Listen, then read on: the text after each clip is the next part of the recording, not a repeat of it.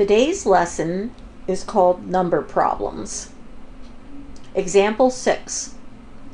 3 times the sum of a number and 2 is the same as 8 increased by the number. Find the number. We need to translate that first sentence into an equation and then solve the equation to find the number. Is the same as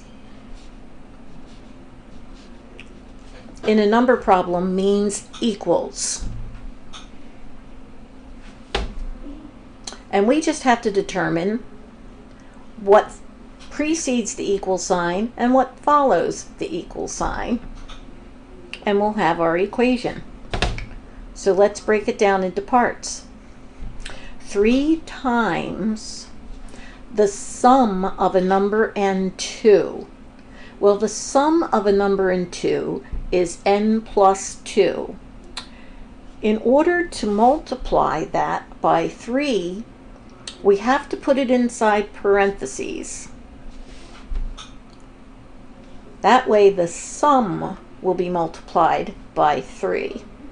All right, let's go to the other side of the equation and translate. 8 increased by means plus. So 8 increased by the number, which is n. We now have our equation. Okay, we're going to solve this in a quicker way today, doing multiple things in each line. We don't have to justify the steps or do a statement, reason, proof. All right, first we'll use the distributive property. 3 times n plus 2 gives us 3n plus 6 equals 8 plus n. Okay, notice that there's no coefficient visible on the n, but it's actually a 1. That's a 1n. All right, and we're going to need to move that 1n over to the other side of the equation so that we can add it with the 3n. So we're going to move it by adding a negative 1n to both sides. The 1n and the negative 1n add up to 0, so we'll just cross them off. And that just leaves 8 on the right-hand side of the equation. On the left-hand side, we can add negative 1n and 3n will give us 2n.